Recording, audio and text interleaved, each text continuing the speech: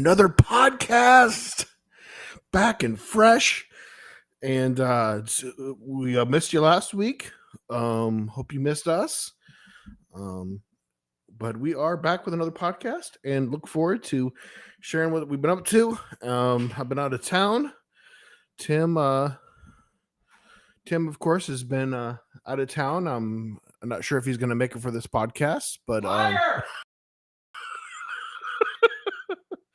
Harold, you do this every time. That's just throwback to a story time on the podcast. Can you name that Harold story? Guys, it is No Sugar, No Cream podcast. We are live on Facebook. Hopefully live. Hopefully our sound is going well. We'll check it here in a second.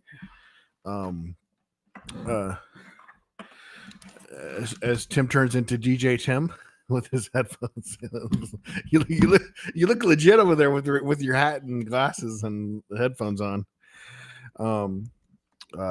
I just came back from a cruise.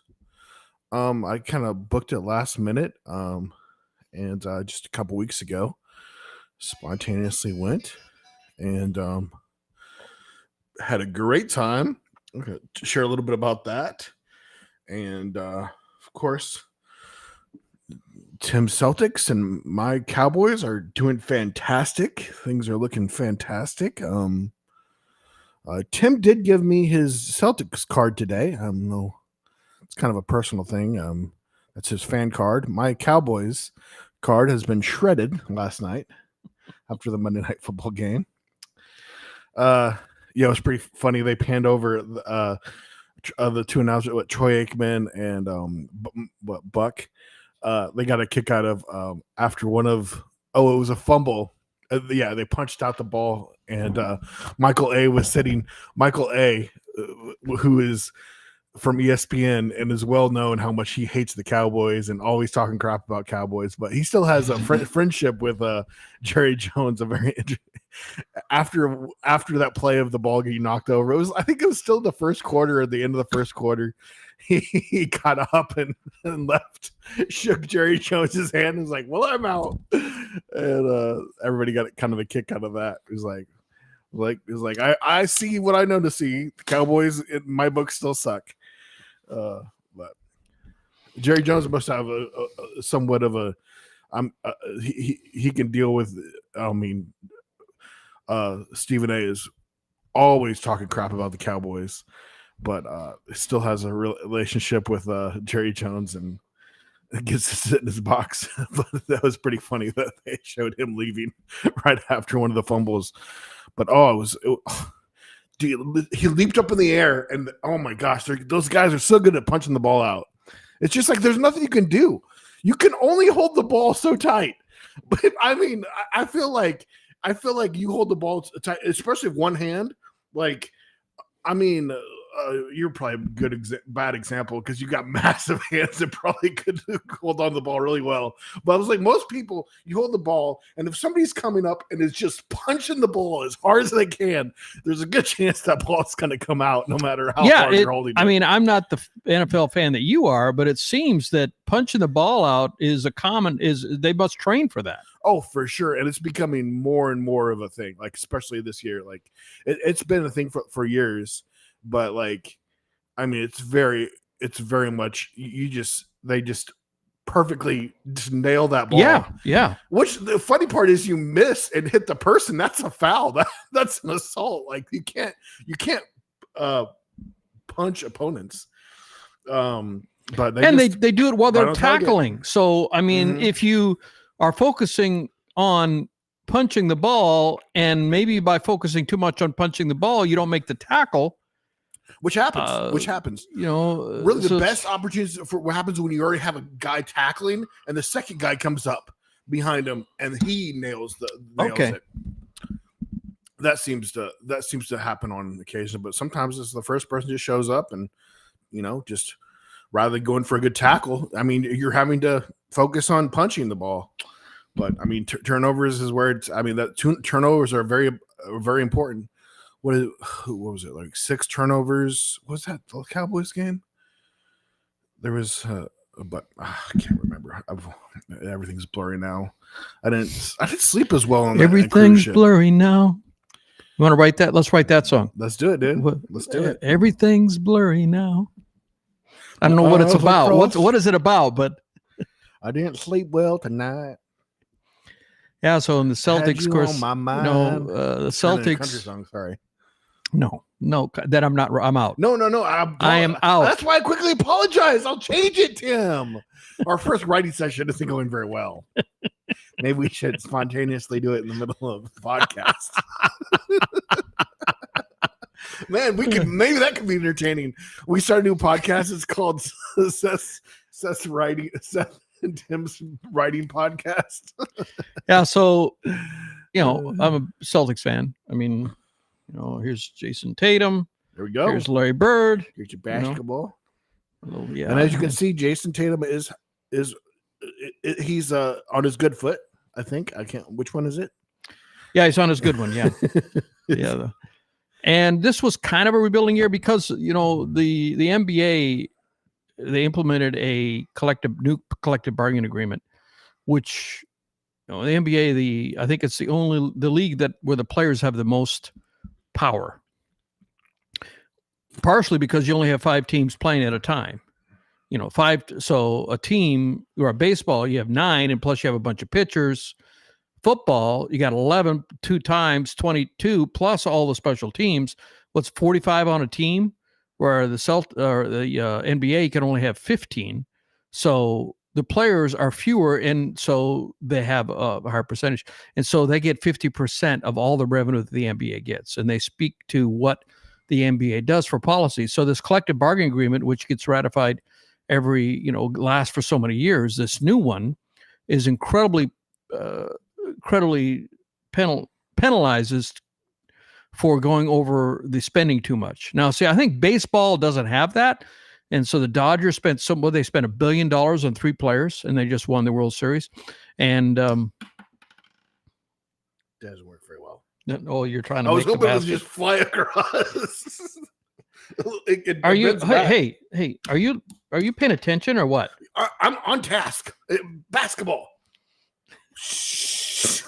And so because of this collective bargaining agreement, they have different levels, and the higher you are above the penalty, or the different levels of maximum salary you can pay, the more penalty you pay. And then if you're in it for multiple years, there's a repeater tax.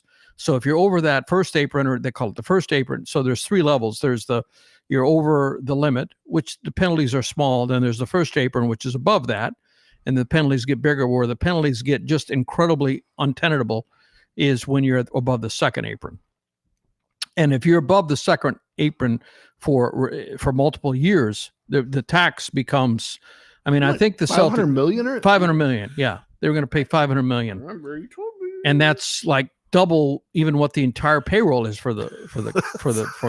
So you have 2 years before the repeater tax really starts getting egregious. And so the Celtics won in 2024, and they were actually favored to win in 2025, but the Knicks beat them in the semifinals, Eastern Conference semifinals. And even the players are like, we're not. He was an old coach of theirs, right? Is that no? I'm thinking of somebody else. You're thinking of the truck driver. The truck driver was who was the coach that he's Houston. Houston, okay, but there was I'm getting confused. Tom Thibodeau, coach for the Knicks. He's a really good coach. I mean, he actually was assistant coach for the Knicks, or for the Celtics, when the Celtics won the championship in 2008. Right. So he was an ex-coach. Oh, I misunderstood. I thought you were talking about the Houston's coach, Ume Udoka. Yes, you're right, and I'm mistaken. I thought you were talking about someone else. So, I don't think that ever came up, or you did, and I didn't even put 2 and 2 together. But I mean, that seems to, especially now that we've learned more about how skillful he is about playing against a team that he's coached. No, I think you're conflating 2 different coaches. But I mean, he did have knowledge of playing against. That was years and years ago. Okay. That was 2008, and then he left to coach the Bulls. Yeah, a long time so it's a long time ago. It's not even the same. There's no players that are the same. So any knowledge he had is really not useful. Okay. And the reason I call him a truck driver, because, a lot of coaches are very dapper and they look like Eric Spoelstra. The guy hasn't aged a day in 20 years, and he always looks, very dapper. I mean, I'm thinking of Pat Riley. Pat Riley, he looked like he was wearing Armani suits. A lot of the coaches, no, they don't wear suits anymore, but a lot of the coaches still try to look very presentable. To me, Tom Thibodeau looks like a truck driver on the sidelines. I mean, everything about it. With that right in the middle of the game, too. He looks like a truck driver. And he's got a weird habit. I don't know if he still does it, but once when I was living in South Dakota and the Celtics were playing the Timberwolves, before the Timberwolves were any good, they were no good at that time. Now they're a very good team. And the Celtics came to play the Timberwolves in Minneapolis, Twin Cities. And it was easy to get tickets. I got a ticket on the midcourt line, second row. Wonderful ticket. And so the Timberwolves, and Thibodeau was coaching the Timberwolves at the time. And their bench was on my side, so they weren't that far away.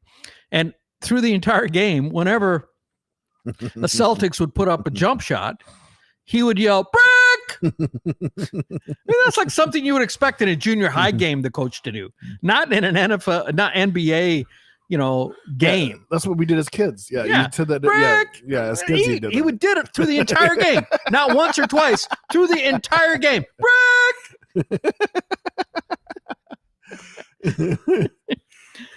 So he would think that he would have caught on that nobody was joining him. I mean, no shade given to Tom Thibodeau. He's a great coach. He took the Knicks from they really were perennial not doing well, and they made it to the Western Conference Finals, and he should not have been fired. What's it? Yeah, he did. He's a great coach. The one thing he has they fired him though, which is really weird. Was there any reasoning in that? No. They have got a great coach now. They kind of did upgrade, but when they fired him, everybody was like, "Why'd they fire him?" But they still have to pay him, so he's living his best life. He doesn't have to work. But anyway, back to the collective bargaining agreement. The Celtics had won the championship. They were favored to win last year, but they got beat by Tom Thibodeau and the Knicks, and they outplayed us. And then in that series, Tatum injured his Achilles tendon at season ending. In fact, he may not even be back this year. It takes a long time to heal from an Achilles tendon tear. And so the Celtics okay, why are we paying this huge salary? It doesn't make sense. And when Tatum gets back, we want to be able to go after new players. So they traded away, how many? 3 of our starters and actually 4 of our top 8, as far as minutes goes. Just traded away a lot of people. So and then Tatum's out. So a lot of people are saying that the Celtics are in a rebuilding year. Although, all fans like myself, hope for the best but it's playing out that the Celtics aren't very good this year. I will admit it. Well, what's the record? I think it's 3-5 now. 3-5. Yeah, last night they played a very winnable game, and they just made mistakes down the stretch. Now, there was a play that Jaylen Brown said that they should have been called. I mean, he had the ball, and one of the Salt Lake City players fell down in front of him, and he tripped over him, and he said that should have been a trip. I'm not sure of the language. I mean, both of them slipped, so did he purposely trip him? I mean, will they call a trip if the other player is not doing it on purpose? I don't know. It doesn't seem to really affect other fouls. Even if you're not doing it on purpose and maybe your body gets in the way, you're still going to get called a foul. So I don't know enough about the rules. But, I mean, there was one recent big argument. Giannis, who, a phenomenal player, former MVP, phenomenal center, plays for Milwaukee Bucks. And he took a long gather and stride. And some people say he took, you're only supposed to have 3 steps, I think. Some people are saying he had 5 steps. And he should have been a travel, and nobody called a travel. And it's a big controversy. Of course, he's a big guy, so his strides are longer than the average person's. He's over 7 feet tall. So when you're a 7 foot tall person, you can cover a lot of ground in those 3 strides. So I don't know well enough to know whether that was a foul or that was a travel or not. But it's a big, people discuss, and even in the NFL, same thing. You've got calls that people say that was a bad call, right? I mean, Happens in NFL games. It happens all the time. Baseball. Half the time, everybody Baseball thinks it's too. rigged. Baseball too. I mean, okay, the World Series. Let's talk about the World Series. I didn't watch it, but I did kind of follow it on social medias, and I was rooting for the underdog Toronto Blue Jays because you rooted for the Canadians? Rooting for the Canadians. Yes. What were you like maple syrup or something? Clip it. Anyhow, there was a controversial play, Game 7. Let's see, the Blue Jays, if I remember, because again I wasn't watching it, I just saw the recap. The Blue Jays hit a ball that hit the fence and rolled underneath the fence a little bit, and the Dodgers player threw up his hands, and they immediately called it a ground rule double.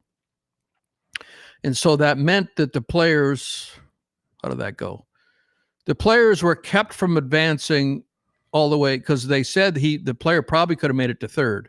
He was in play. And then the complaint about it was, as soon as they ruled it a ground rule double, the outfielder reached down and picked it up without prying it out from underneath the fence. He just picked it up and threw it. So they're saying it really wasn't lodged, was what the argument was. I don't know either way, but apparently I saw some posts saying that they were robbed. Well, you know, did you watch it? Did you watch it? I did not, but I'll just let you know, you are a professional in nowadays, by watching a clip on social media, it turns you into a professional, and you are able to skillfully know whether something is true or not. No doubt about it. That's or at least that's what 75% of the crazy people in life. Yeah, there's so many things I'm expert on. I don't even want to get into it. People will probably cancel if I start mentioning the things I'm an expert on. I'm an expert on vaccines. No, vaccines, absolute expert. Because I've watched a few videos, so I know more than the PhD doctors.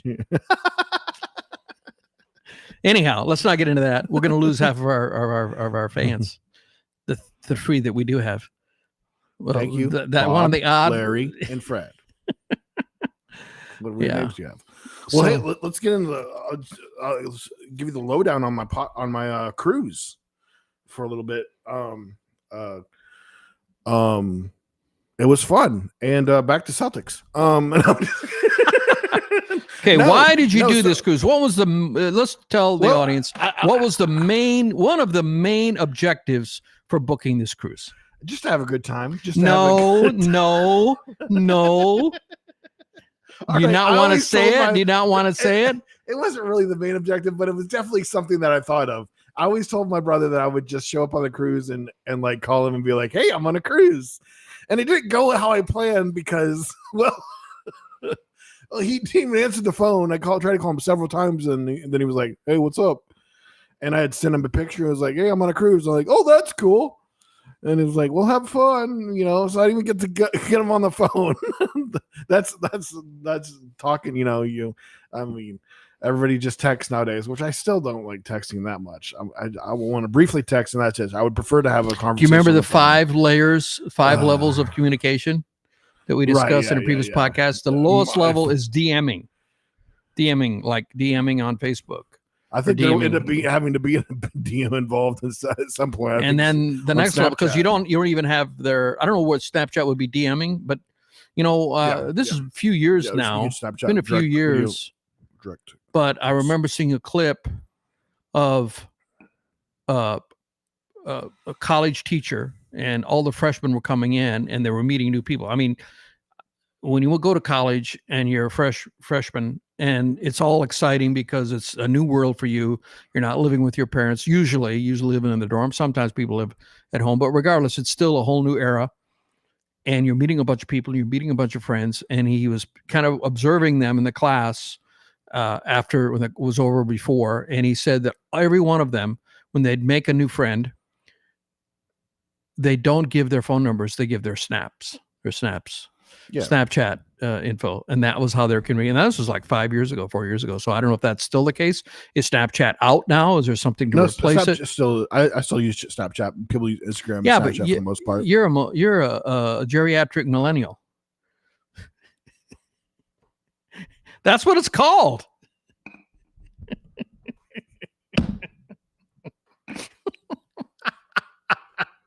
How would you know what these Gen Zs are doing? Now say 3 nice things about me, Tim. You have 10 seconds. Go. Oh, you're very funny. Funniest man in Nashville. And time's up. I'm hurt. But anyways, let me finish talking about the cruise. I called you in a previous podcast. I called you OG Millennial, and there were a few people that objected to that and wanted to cancel me because I called you an OG Millennial. Did he just say OG? Oh, that hurts a little bit because I know how much he loves to throw around the word geriatric. Oh, look at all those geriatrics. He found a way to apply it to me. No, there is a term. Look it up. There is a term called geriatric millennials. I didn't make that up. There is. But you were the one that used it in the sentence. I was the one that used it in a sense. My apologies, nephew. My it's apologies. It's pretty funny. I just see myself. I got your snap. Did you Snapchat me, Tim? I'm on the Snapchat. So yeah, one of the big reasons I went on the cruise. Yeah, I'm still talking about the cruise. I went on Norwegian. It was Norwegian Getaway, and I got. No, wasn't Royal Caribbean? No. Oh, I'm bad. Norwegian. Okay, I thought it was Norwegian. They seem to really cater to solo or single cruisers. Someone traveling by themselves. There wasn't double occupancy, so I just got charged. Usually, always you'd be charged double occupancy.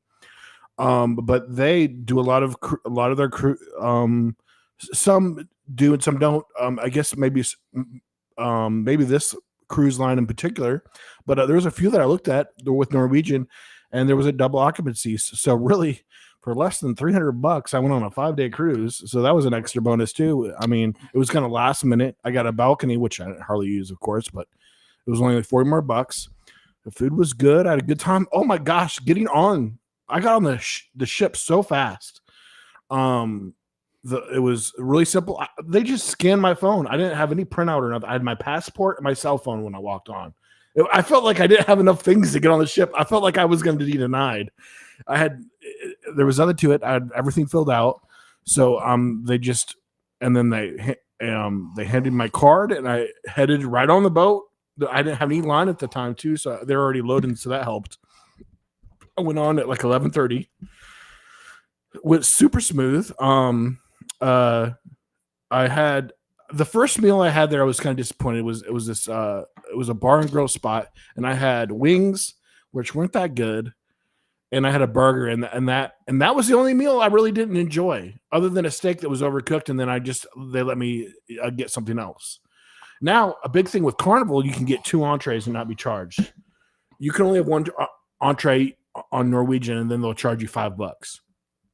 So that is another, but 1 meal is plenty. You can have as many appetizers as you want, which my favorite appetizer was a bruschetta.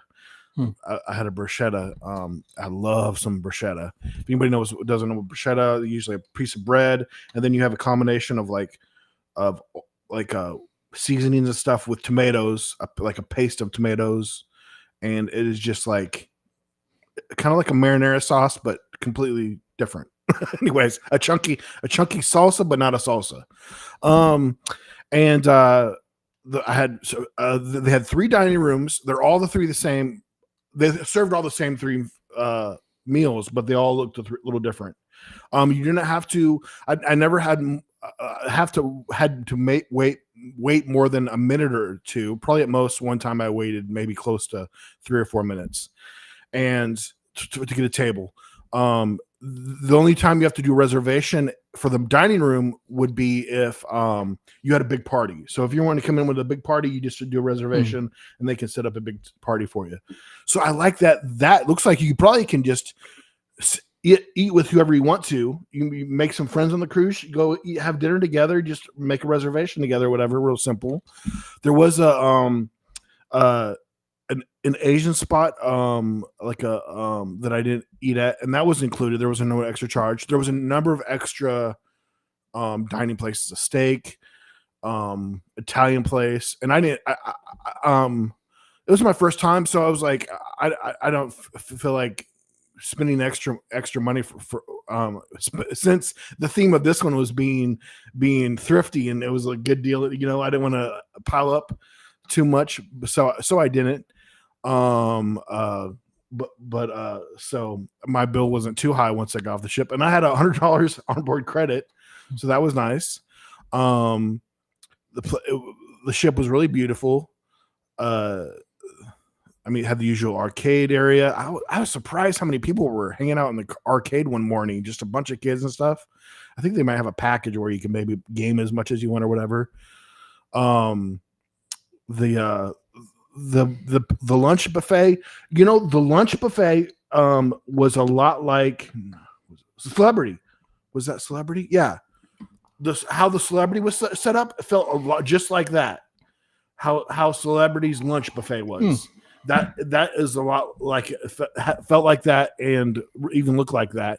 And for the most part, because they had even a dinner time. I skipped lunch sometimes, but then I could go eat in the main dining room for lunch from 12 to 2, so that was fine. But then I was ended up falling asleep kind of early, so I was getting up at and getting an early breakfast, and there was a breakfast as early as 5:30 in the morning. So I would go have a sit-down restaurant breakfast, get my usual meal, eggs and toast, and then I did pancakes one morning, which was okay, and then I did some French toast that was really good. It was like really thick French toast, and that was very delicious. What was one of my favorite meals? I can't remember all my dinner meals per se. Kind of just normal, nothing crazy. They had some nice different options. I guess I can't even think what I got per se. I guess nothing just jumped out too much, but I was pleasantly happy with what I had. I did a fish and chips one afternoon. There's the little bar in that was the same place where I had burgers. I'm disappointed. I had the fish and chips, and that was fine. The fish and chips might have been even frozen, but they were the fish and chips. The fish itself was just fried fish, and it still tasted good, and it had a really good remoulade sauce that you could dip the fish in, so that was tasty. But I was really happy with the time I had. I spent a lot of time in the hot tub, chatting it up with people a little bit and relaxing. The hot tubs were good temperature for the most part. Well, they had a basketball court. I never made it up to really the basketball court. Up there, but now it seemed like one part of the front of the ship was you had to pay extra or even be a higher level to even get to. So it felt like part of the ship was completely off the way they had it designed. It was kind of poorly in a way where it seemed like the front of the ship you couldn't even access. It was weird. I didn't like that per se. It felt like they locked off part of the ship, so you couldn't get to the front of it. It was weird. I read an article about. See, my bad. All this time until just now, I thought it was Royal Caribbean, which is, probably the compare. That's why I was at. You're probably wondering ship. Because I said, "How does it compare with Royal Caribbean?" And you were like, "How would I know? I've been on one of those cruises." But you didn't say that. You were kind. I was thinking you were on that one, which is the comparable one with Carnival, I would say, right? Royal Caribbean and Carnival are the two big players. Yeah. And Royal Caribbean has kind of leaned into really big ships, 7,000 to 8,000 people. Which they've just outdone themselves with size. They've just broken their own records, right? And really put them in the news quite a bit. And there was an article, one of the articles that I subscribed to, Vox or Atlantic. They purport to be serious reporting. In fact, and I may have even sent that article to you and Daniel. And they went on the inaugural cruise of the Vista, which was their biggest ship. I memorized every article you send me. Is the Vista still the largest one, or do they make one even bigger than that? I think it's called Vista. Is their biggest one. Carnival? No, there's already one bigger than Wow. Which is the same class, so it's just slightly, Anyhow, slightly bigger. He was talking about how there are parts on that ship. Back to your point, talking about Carnival, I don't think does this, but there were parts on that ship that you had to pay as much as $100,000 to be in. On a Carnival? No, I'm talking about Royal Caribbean. Royal Caribbean. Okay. Wow. So some extra. And people were lauding, like thinking they're a big deal because, really saying, well, I've got I can, I'm very prestigious because I paid all this money and I'm in this department. Yeah. I think there's a restaurant like Celebrity. There was a restaurant that's available at higher levels. Now I need to call up Norwegian and see what I can do. Supposedly, I was Googling it, and you can. They have something called status matching, and the status I am with Carnival, they'll give me the same status on Norwegian. Supposedly, so I need to call and figure that out before I go on another cruise. And they also do, just like Carnival, they do once you own 100 stock, they give you the 50 from anywhere from 50 all the way up to 250 bucks of onboard credit for each cruise, starting at 5 days cruise or less than 5 days, you get 50 bucks. 7 days you get 100.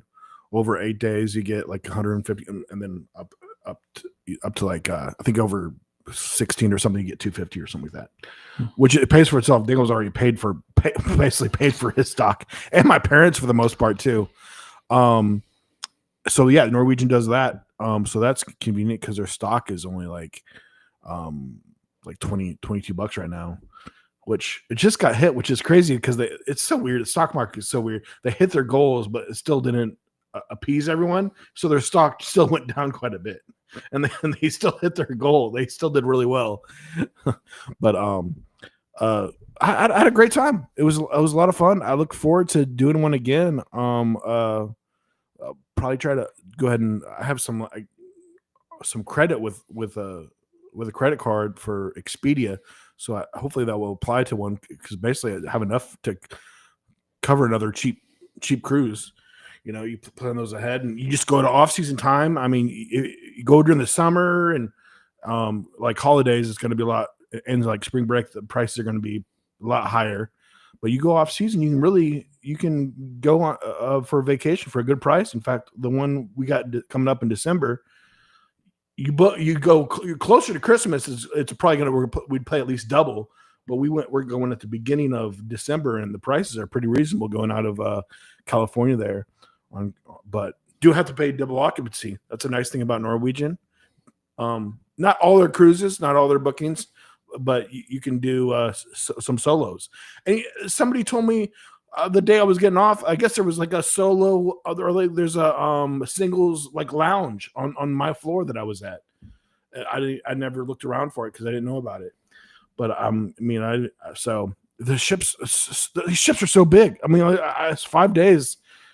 I mean, I still didn't really see, and I explored some, but I still didn't see everything on the ship. I never even made it for one of the comedy shows. I guess there was a decent comedian on board that does a few shows. Not everything. That is a big thing with Carnival. Like if you like comedy, they do like probably there's at least a few comedy shows every day, practically. And then I didn't see her show. Now I've heard Norwegian, they do some crazy shows, like really well done. They got like a water show they'll do. There's an ice show I think they do. Like I think Royal Caribbean's really known for their shows.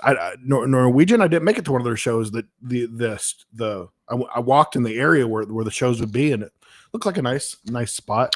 Well, I think Daniel's been saying that, for example, most of the carnivals have a big amphitheater, if you can call it that, like a Broadway type of a theater, where they have people who aspire to be dancers and singers, that sort of thing, and they can get a job on a Carnival cruise putting on shows.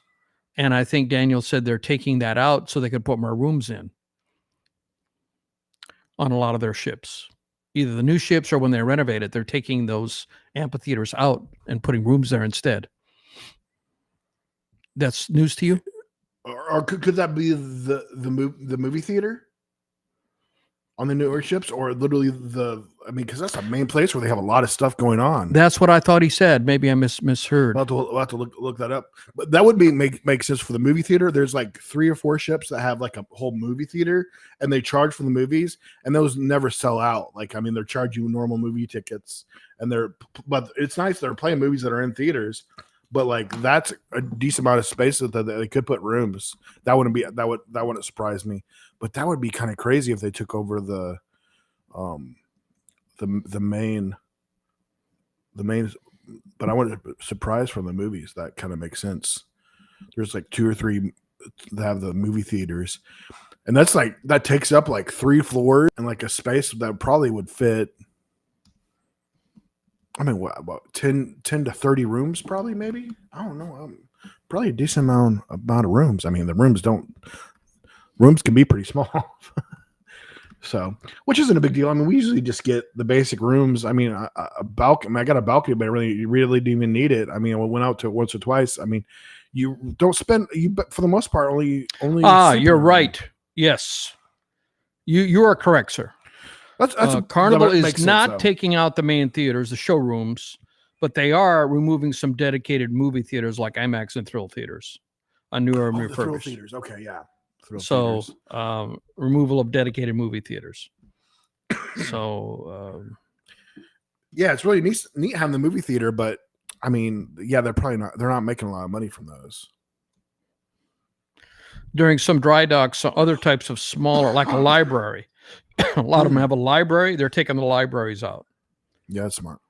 Yeah, people usually go to the library too much, and then there's not making any money with it. There's no way to make money. I mean, they have to.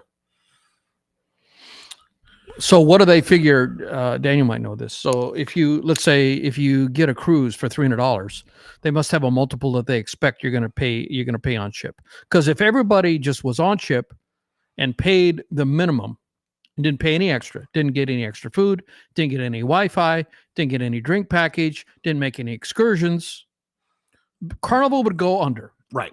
I've always heard that. Yeah. They make their money from the add-ons, the upsells. Mm-hmm. And I mean, that's a common thing. I mean, that's a common thing on the internet marketing. People give you something for very cheap or free, and they try to get in the door, and then the upsells is how you make the money. That's a very common marketing tool. So I'm wondering, they must have a metric for every, let's round numbers. Let's say it's $500 for a 7-day cruise for the cabin. And that includes free food if you don't go to any added on places. Mm-hmm. And you could not spend any more money. You could do the whole cruise, no excursions, and you'd have a decent cruise. Mm-hmm. What do you suppose their metric is they want as a minimum everyone to spend? I would say at least the cost of what the cruise was. Additional. If not more. If a $500 cruise, another $500.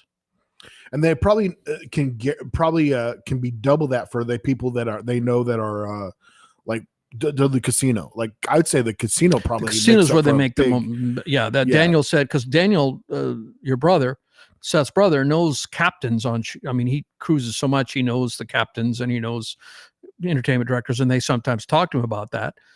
And because he's interested in that sort of thing. And the biggest moneymaker on a cruise ship is the casinos, is what he has said. Yeah.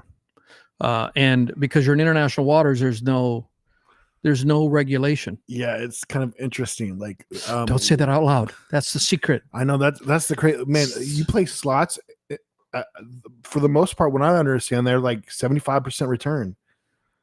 There's nowhere near that for slots on a ship. There's no regulation, and they shut it down when they're in their port. They shut down the casinos. Mm-hmm. There's a giveaway right there. Dead giveaway. Mm-hmm. Dead giveaway. Do you know what that's from? That sounds familiar. Dead giveaway. Oh, well, that's a rabbit trail. We'll come back to that. But yeah, so the fact that they don't do it when they're in port, when they're not in international waters, kind of is an indication. So know that.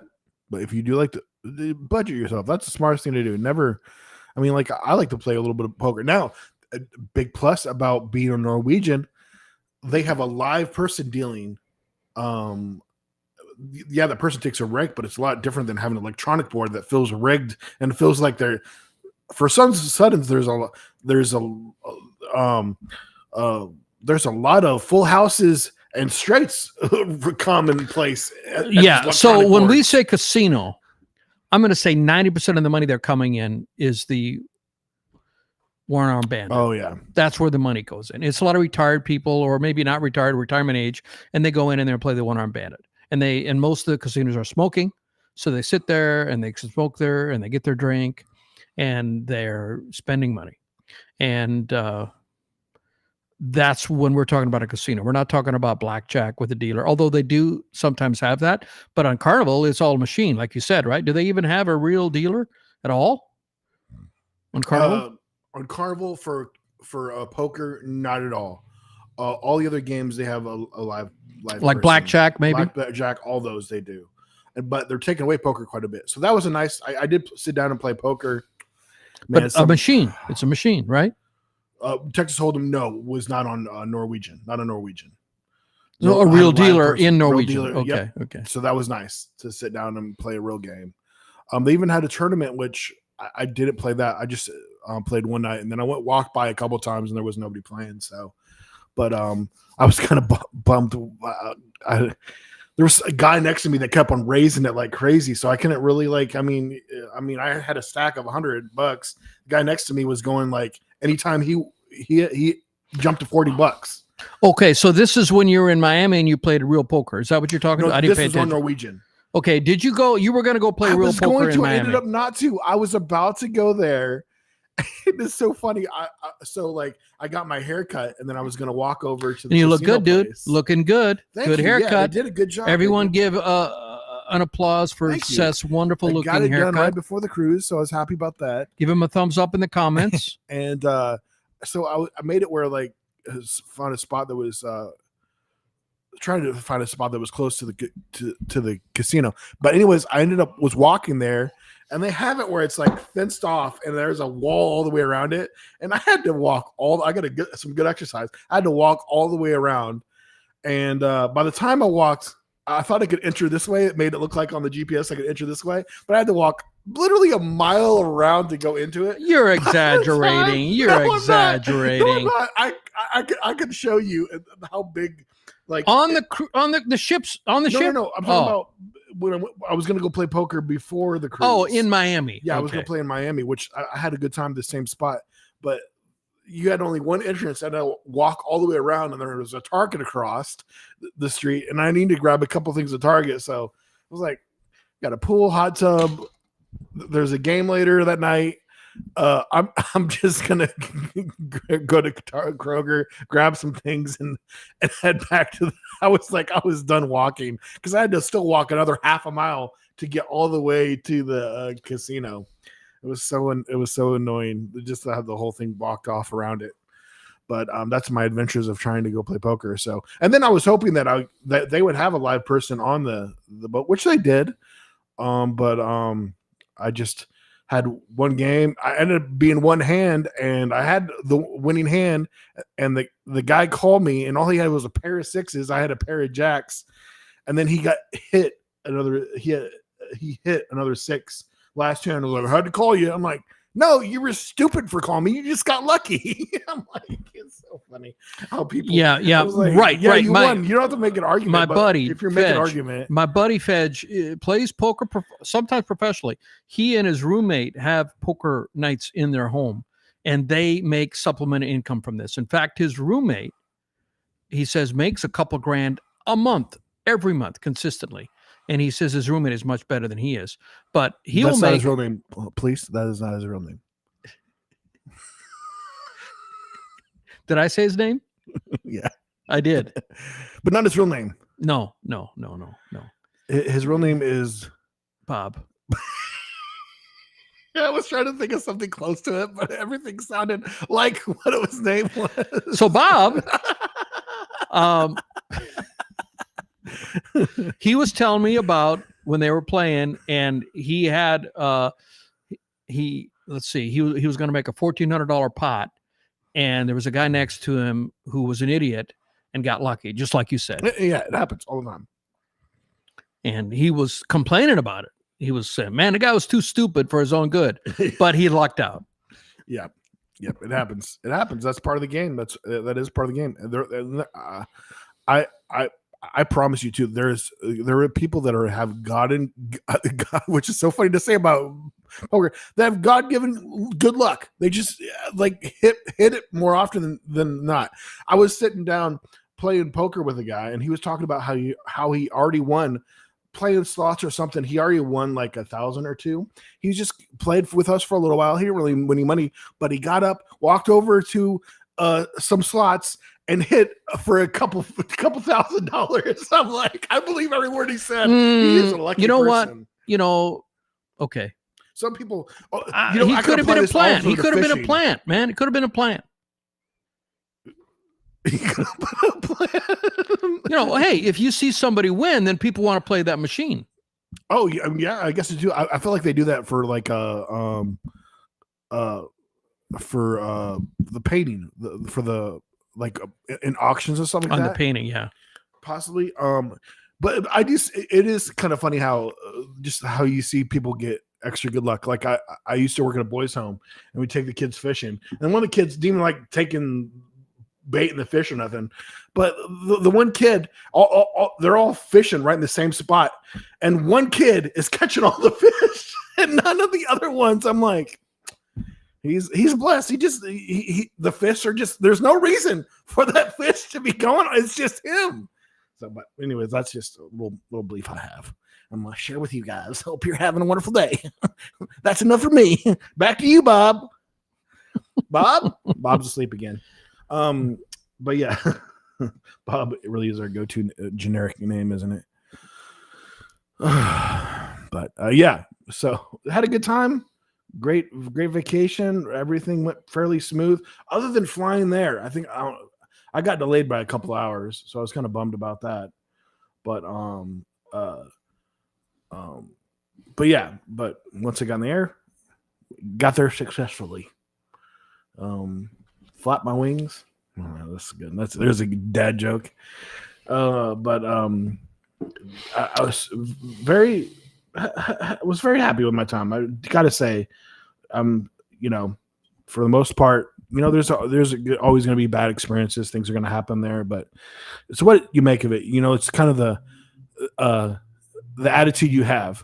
Whereas, which is kind of funny, I get off the ship and I do Uber share because it was saving like $8-9, and I like to conversate with people a little bit, and so I get in the Uber share, and there's already a person sitting in the vehicle, and she's getting dropped off first, and then I'm gonna get dropped off.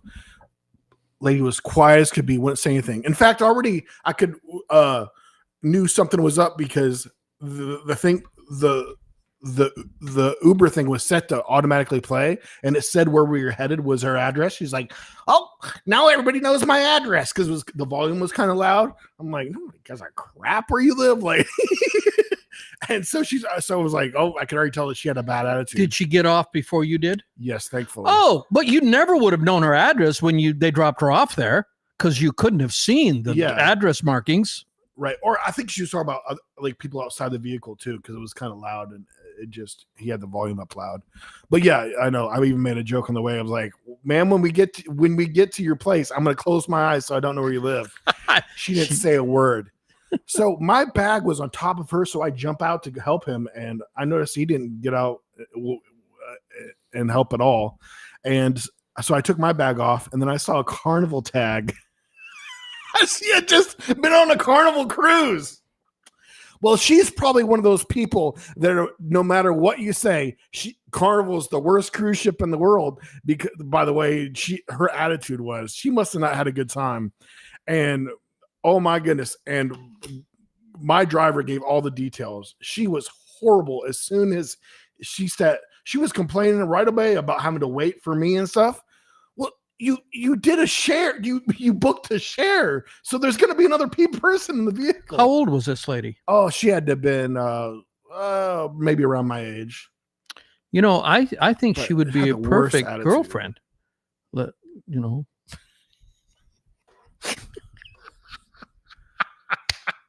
I mean, she's almost cussed. She speaks her mind. She lets her know what she's thinking.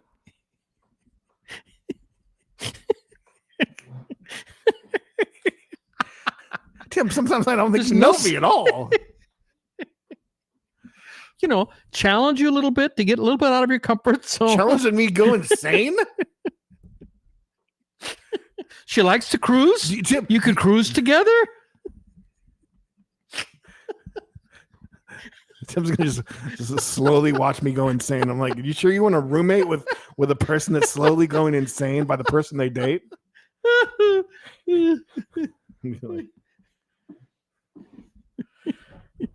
No, I want to date a happy person. Yeah, she definitely didn't have a good time on the cruise. I saw the tag and she just grabbed her bag and like, I've been on over 50 cruises, on Carnival cruises. Would have loved to chat with you. She quickly just walks away. I really want to know what happened to her. There was a breakup on the ship. I mean, things did not go well for her on the cruise, and she's just not a happy person. But we talked the rest of the way going back. He was like, he wasn't gonna lift a finger to help her because he was already annoyed to heaven with her because just how mean she was being. I don't know how rude she was being. So rude. So that was just funny that she was on Carnival cruise. Like, thought I was on her cruise. that cruise must have been a barrel of fun, but yeah, it's what you made it. That's just, I witnessed somebody that has a bad attitude, and you're probably gonna be down complaining about something, waiting in a long line. Like for some reason, everybody wants to wait in line for a half an hour the first day. I'm like, things open. The desk, the front desk or whatever is open all cruise. You can go there anytime. There's no need to waste your time. Go there when there's no line. Is what I'm trying to say. It doesn't matter what your account says.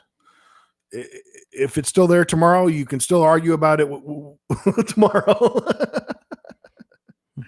But I had a blast. Always enjoy cruising, and I was thinking about doing it back to back, but then I was like, oh yeah, I got Hobo Johnson tomorrow to go see. So I'm a fan of Hobo Johnson and his music, his creativeness, goofiness. So that'll be fun. But got back, flew in yesterday, and just thing about Nashville is a lot of straight flights. So just had a straight flight down to Miami, straight flight back. So just like 2.5 hours. So it's pretty nice. Or maybe a little less than that. So get a little snooze in on the way and back home for the podcast. No sugar, no cream. And just in time for both of our teams to lose. So everybody say a prayer for the Celtics and the Cowboys. And hopefully Tim and I will get our cards back. That would be our fan cards. There's imaginary fan card everybody has for their team, and sometimes it can be taken from you if you're not cheering properly like you should. So remember that. Whatever fan you are, it could be for the New York Giants, Arkansas Razorbacks, Seattle, even the LA Dodgers, even the LA Dodgers. They have fans. They have fans. They probably have a bunch of bandwagon people too. No, yeah. Yeah. That always happens, But I know I tried to quit being a Cowboys fan at one point. I'm like, I'm no longer a Cowboys fan. I think that lasts like 24 hours. And I'm like, I can't quit the Cowboys. When you grow up, being a fan of a team, it's hard to, even though you don't like that they're not playing well, makes it hard. Oh my gosh, you see some clips of people just devastated. Like, I guess so. I'm not that good of as a fan. If I'm not going to let it completely ruin. It can. I'll think about it, but I won't let it ruin my day. I can survive. I'm not in bed crying. Tim neither. Tim, I'm not having to pull Tim out of bed. We can survive. We can be bummed, but we're going to let you know that why we are bummed. It's because of our team losing that. But yeah, I guess it's about that time. Oh goodness, it is. Isn't it? Oh yeah, a little bit. 5:38. A little over an hour. Okay. Awesome. Another podcast. another podcast. If you wonder why Tim goes off camera, he goes over to wake up Bob and let Bob know to turn things off. Bob is a volunteer, so just so you guys know, where we get what we paid for. He's a volunteer Imagineer person. Guys, we appreciate you guys watching the podcast, listening to the podcast, Spotify and Apple, and wherever podcasts are. Usually we are there, and especially on Facebook Live every Tuesday at 5 p.m. Central Time. Usually. I mean, we missed you last week, but you missed us, hopefully. But we'll see you next time. Please follow us on our social medias and No Sugar No Cream on Facebook, and we will